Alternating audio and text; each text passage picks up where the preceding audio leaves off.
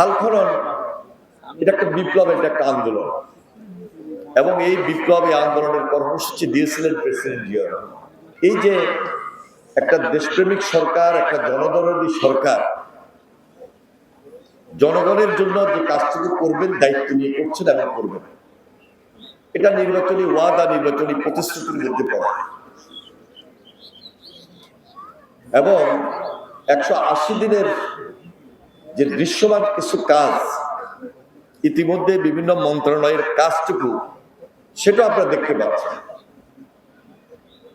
সেই অনুযায়ী আমাদের এই মন্ত্রণালয়, পানি সম্পদ মন্ত্রণালয়, এই মন্ত্রণালয়ে আমাদের ফিল্ডে কাজ সবচেয়ে বেশি, এবং এই কাজগুলোকে দৃশ্যমান করতে গিয়ে আমরা ইতিমধ্যে মাননীয় প্রধানমন্ত্রীর নির্দেশে প্রত্যেকটা জেলায় যাচ্ছি, এবং কাজের যে অগ্রগতি, কাজ যে বেশি বেশি করার দরকার সেই দিকে আমরা সবচেয়ে বেশি নজর দিয়েছি। খাল খনন এটা একটা বিপ্লব, এটা একটা আন্দোলন, এবং এই বিপ্লবী আন্দোলনের কর্মসূচি দিয়েছিলেন প্রেসিডেন্ট জিয়া রহমান। তার জীবদ্দশায় তিনি তার তীক্ষ্ণ দৃষ্টি চিন্তা থেকে খাল খনন কর্মসূচি হাতে নিয়েছেন। এটা কোনো সৌন্দর্য বর্ধনের জন্য খাল খনন কর্মসূচি না। খাল খনন কর্মসূচি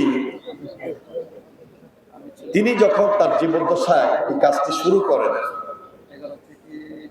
তিনি তখন চিন্তা করেছিলেন যে আমি যদি খাল খনন কর্মসূচিটা হাতে নিই কি কি উপকার পাই, কি কি সুবিধা জনগণ নিতে পারে, জনগণকে আমরা দিতে পারি। এই চিন্তা ধারণা থেকেই এই কর্মসূচি হাতে নিয়েছে। এক, ধরেন এই যে চোক্কার খাল, আমরা যখন শুনেছি যে প্রেসিডেন্ট জিয়া রহমান তার জীবদ্দশায় এই খালে কর্মসূচিতে নিজে এসেছিলেন, এবং স্বেচ্ছাশ্রমের মাধ্যমে সবাইকে একত্রিত করে নিজে কোদাল হাতে খাল খনন করেছেন, মাটি কেটেছেন। তার তখন যে চিন্তা এবং ধারণার মধ্যে ছিল যে এই খালটা যখন খনন হবে, খালের দুই পাড়ে গাছ থাকবে, খালে যে পানিটা থাকবে সে পানির মধ্যে মাছ থাকবে, মাছের চাষ হবে। এই পানি থেকে পার্শ্ববর্তী যে ক্ষেত আছে ওইখানে সেচের মাধ্যমে পানি দেওয়া হবে, এবং সেখানে উৎপাদন দ্বিগুণ হবে। এবং তাই হয়েছিল।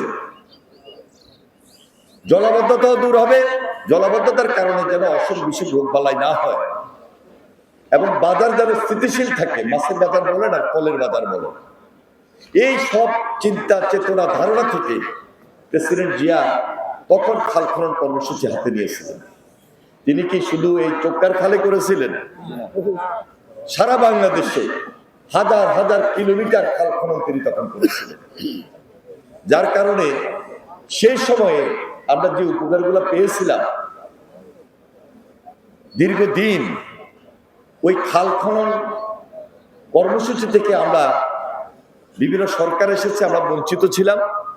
যার কারণে আজকে প্রচুর জলাবদ্ধতা, পানি নামে না, বৃষ্টি হলেই বন্যার মতো দেখা যায়, এবং খালের মধ্যে এত বর্জ্য থাকে যে বর্জ্যের কারণে এই পানির প্রবাহ ঠিক থাকে না।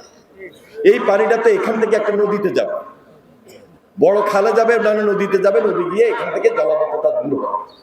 এটা বাধাগ্রস্ত হচ্ছে।